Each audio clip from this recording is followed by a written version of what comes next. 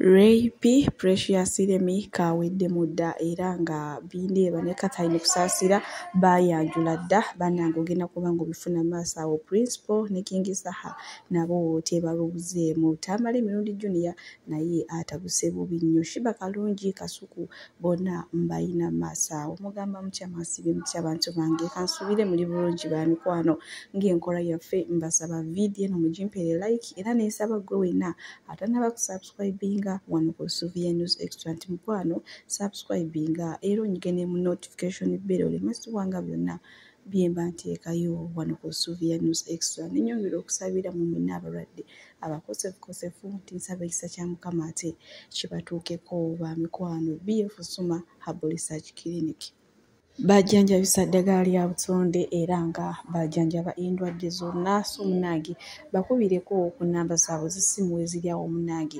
weefunire obulamu obujja. Sigenda kuliisa era nga nkutandise ne Principal King Saha.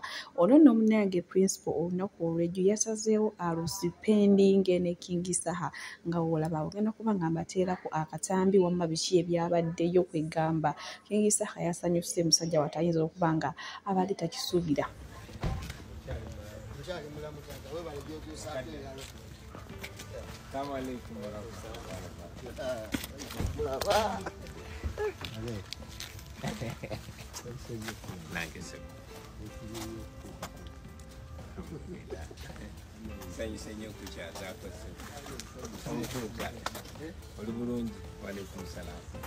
That's fine.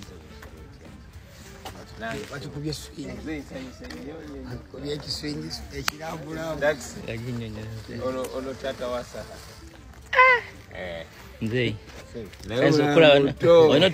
Bw'ati ate munnange King Saha ne Principal olunaku basazeewo munnange ate balumaleko babiri nga woolabyawo libadde ssanyu jjerere ye njogere kindeke kinamu ate kwe mutalabi kale bwe tweyongerayo ewa Ray P mukyala bindeeba ne Catherine Kusaasira bannange wenjogererawo kawedde mudda bindeeba ono ne Catherine Kusaasira bayina ekyama kyabwe ekyebuzifu era nga kigambibwa nti bindeeba ne Catherine Kusaasira bayina n'omwana nno ate omukulu abindeeba yalaba Catherine Kusaasira nga tannaba na kutandika genda kukolera bweru ng'akyakolera ku kalenda kale kitegeeza ebbanga ddene nnyo nyonyini ddala kati kitegeeza Ray P ye yayingirira Catherine Kusaasira naye maama Ray P ono agenda kikola ate kino ng'omusajja abadde amwagala banaye ng'omusajja amulabiridde omusajja gy'atamutimbye bw'ogenda mu nnyumba ya Ray P ejjudde ebifaananyi bya bindeeba byokka byokka bye bijjuddemu bye biringa ebimuli naye maama abasajja temusiima era abaganda ba bindeeba abajja ku mukolo ogwo era be bamu abali ku mukolo gwa Ray P kale wetuli wenkongerayo ewa Shiba Kalungi maaso wano nina Kasuku nga ye ssaala ze zaasaba omutonzi asaba Mukama bambi ate Shiba Kalungi amusookeze okuzaala omwana omuwala kubanga alaba nga kiba kijja kufiitinga bulungi ennyambala embeera ebikolwa bannange muyina maaso wano ng'asoma essaala katusooke tumulaba ate tweyongereyo n'agaleero. But Shiba is going to have a beautiful baby. Ate Shiba njagala azaale kawala. Right. Kabenga kamufaanana. Akapampalinge kuba olaba abadde ayamba banaku batamanyi ne bamulyamu olukwe. Alina bikwano bye ebisiru eyo bibo abadde ng'abiyamba bimubetrayinga. She has gone through things. May I have Shiba's stories? Now I want Shiba to give birth to a baby girl. Amukole buli kimu. Extremely ngabambala obugoye obufaanagana ye ate essaala ya Kasuku munnange gyasabira Shiba Kalungi agamba mbu munnange ayambye abantu abayambidde ku baana naye nga tebamusiima nti kati ye amusabira bambi azaale baby girl kale wetweyongerayo ne MC Katsi munnange ono olwamala okutwala fiye munnange mu rehab wenjogera saawa zino yavudde ku lujja yagambye bino byose genda byeteekera kanve ku lujja fiye anaagenda okudda okuva mu zirihabu ze munnange nkanze bantwala dda naye maama omukolo gwabadde gwa kimpukumpuku mbufunze gwabadde gwa kimpowooze naffe twagenza obitegeera ng'emikolo gyawedde dda nga woobirabaawo ne bannange abasajja kale we tweyongerayo ne Jojo K Anteira banati omwana ng'alina obusungu ku bannayuganda omwana ng'alina obusungu ku bantu abawangaalira Uganda bannange mulina maaso wano ng'ayomba n'ebitabakwatako kyokka gy'ayongera yeewaabwe no yaakajja aveeyo n'okuvaayo naye maama oba abantu biki ennyo abantu live in Uganda you're already half in hell 50% of is in hell so akuyomba naawe you're already half in hell ze nyomba tano omuntu ng'abeera mu geyeena half of you is already in hell. When you live in Uganda, you're already half in hell. It's how you know gonna cheat again. Or just chugulira. Zebadeo nga sababutarara. Eh? The Senyega, the new button no mutwali Uganda. Someone's already half in hell? Sure. Ngolia sura mugundi mugeyena nga nyomba na yo. Oh, veneyo. Sure. Already half you oli mugeyena. Sana kuyomba nawe kutuya butuzi tu yombera Uganda torala munange kati byebyo ne mune Uganda nti bobagambako ne bakole ngune ne banyiga ne bakola biti ne bakyusa ebigambo yavumye awo nate wetutuuse naye nga ogenda kunyigira ensi yo ogenda tuusa we nakuzina abantu balina obusungu ate no banyiga ne banyiga bya serious nange naye nga bwenkuzaako eno ewa Kalifaganaga mulina maaso wano ng'ate annyonnyola ensonga lwaki abayimbi abamu munange abaali bamusuubiza nti bagenda kujja bamuyimbireko tebazze naye takomye okwo yenna musanyufu byansuso munange azzeemu essuubi abadde amanyi abantu bamwerabira naye naye agambye okusinziira guno omukwano gwe bamulaze kale ate bazzeemu ne bamwongera amaanyi bannange yafunye abantu nti nze engeri gye mbadde bize nga ne mukwetegeka sitegedde bayimbi nsonga kyabamu lwaki tebaziwa bamu babeera nga balina show zaabwe kuba abamu oba kuba kutya oba abamu olyanza obba ayinamu ekinu abasajja bakikugizijja kugendayo naye era nkikoze all in all nti it doesn't I can make it without you. That means you don't matter. Kino kina bwe kikutadde twalize wa that means you don't matter. Kitegeeza nsobola okwesiga okubeerawo nsobola okuyimirira nga independent mu bizibu byonna ebyo mu web ya polo mayinza omu ku ba victims wa politics pulira essimu tumaze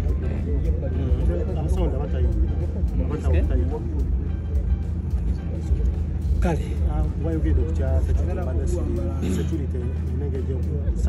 security DPC akubye essimu nga balaba essanyu lingi nnyo tebajjako ebintu naye nga simanyi lwaki naye nze kikulu bafaani bange bazze era nabo embeera bagikoze eki bagira betuwadde mu kunyumirwa ne basalako naye tetulina kyakkola kirungi nkyaliwo tujja baddamu paati naye nga zikyeneebaza nebaza bafaani okujja abapoliisi abatugyeko asimaakammwe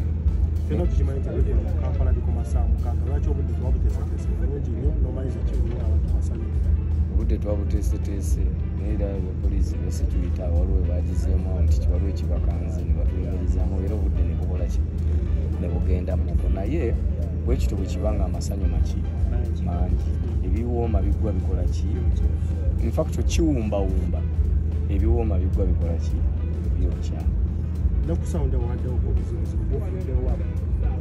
ku sawundi awo waliwo munnamawulire abadde akyajinga oba gajeti ye kitegeera kati n'agenda ajjemu ki essimu ajjemu essimu ate n'akoona ku ki kuwayo endala so kyekireese obuki buzibu naye next time bannamawulire tugenda bafunira charging points webakola ki babeera kubanga ya olulala amasannyalaze gayinza omukuba n'afiira ku stage Serena Serena naye ng'ate wano tuddawo ku boxing Kalifaganaga bw'ati ate munnange bw'asobodde okwogerako eri abawagizi be era abategeezezza nti okusinziira omukwano gwe mumulaze guno omulundi era asho eddako oba konsati eddako agenda giteeka ku Serena Hotel kale wetulinga yenna musanyufu bitya kubanga musajja wattu alabika abadde takisuubira bwe tweyongerayo ku nsonga za Bindeeba ne Rape Catherine Kusaasira maaso wano nina Dr. Sefuko ng'ate ye akubye kutta kusibana ng'obuuno omwana oba Rape yamukola ki ne Frank Ntambi banange omukyala tebamwagala ebyomukwano birimu nabye namba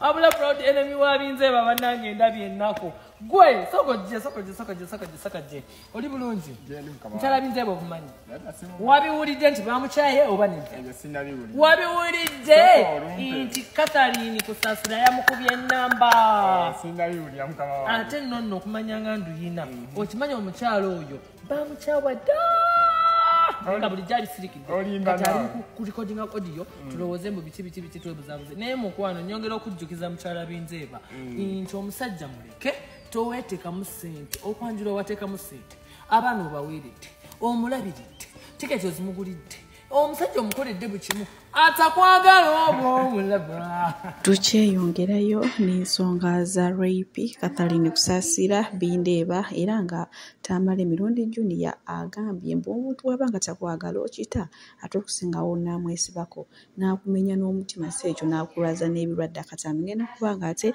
nga batuusaako maaso wano era nze munzikirize bamikwano mbasiibulire wano omukama abampeere kyonna kyemusinga okwagala BF Suma Herbal Research Clinic bajanjabisa ddagala lya butonde era nga bajanjaba endwadde zonna bakubireko ate weefulire obulamu obujja toddeyo n'olumizibwa ebirwadde ebitategeerekeka nga aba BF Suma weebali.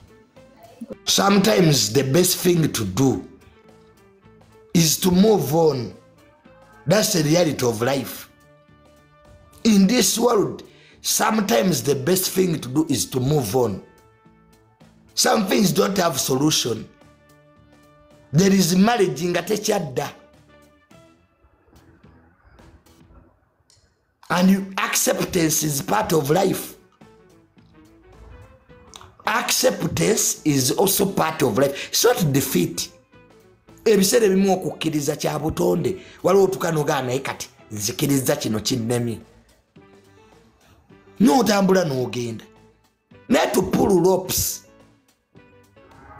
You always have that. Maybe to your relationship bannange obeerayo n'aka akatima oba binaatereera oba tunaddawo oba anaakyuka mukwano tajja kukyuka atakwagala ne bw'omutwala e London omuntu nga takwagala ne bw'omugulira ennyonyi oba omala budde kiba kuyiwa mazzi mu sepiki erimu ekituli. To love somebody who doesn't love you is the greatest stupid thing you can ever do to you. Kyekyobusiru kyosobola okukola okwagala omuntu atakwagala kintu kya busiru. Kale naawe oba okimanyi nti tebakwagala naye obeera awo oli mu hopes oba banaakyuka oba nze atakola bulungi oba mukolere kino mukwano tutawana. Omuntu akwagala tolina kyomukolera. Omuntu, if a person loves you, he will love you the way you are. Nasi toteekamu na effort. Naye buli woowulira gwateekamu effort, gwanoonya, gwakuba amasimu, gwawandiika WhatsApp message, gwawandiika good night, mukwano, you are wasting time. That's not love.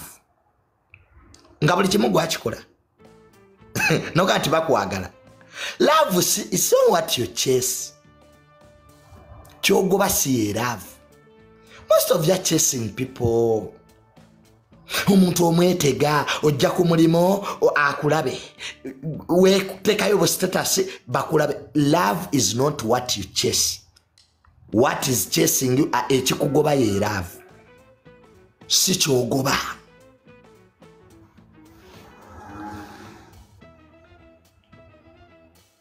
Gwebeera nga gwasindika messages bakubulutiikinga n'okubira omuntu 2 hours n'atazza simu yo mukwano akulaga ali busy. People create time for what they love. Leero oba ku mulimu ne bakubira essimu ne bagaa nti omwana wo mulwadde. Do you continue working? If they tell you your daughter or son is in the hospital, do you continue working?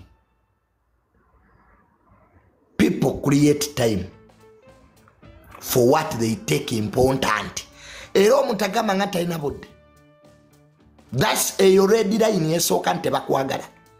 kasota liko ulire ebyo ebibuuzo mutega Junior amba bize teri muntu abeera bize ku kyayagala ekyo nakitegeera era kuliyetinga obudde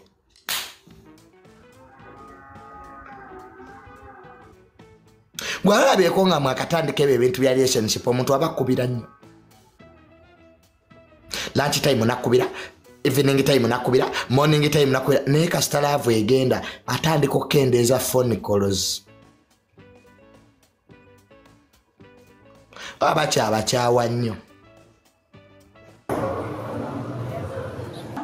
nze musawo Namaganda Sylvia era nga ndi musawo omutendeke ate era nga nkola n'ekitongole kyebayita Bright Future Superior Unique Manufacturers ebirungi kikola eddagala erya habo nga lirya 100% natural.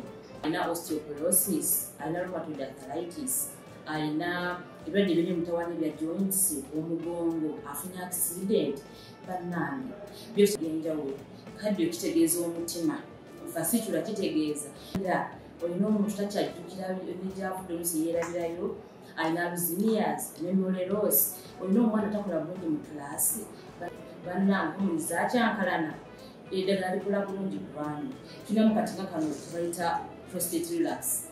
Kano akadagala kayamba abaana okutangira prostate cancer, kabayamba alina prostate enlargement. Bana olina kansa atandikiriza ali mu stage esooka ey'okubiri.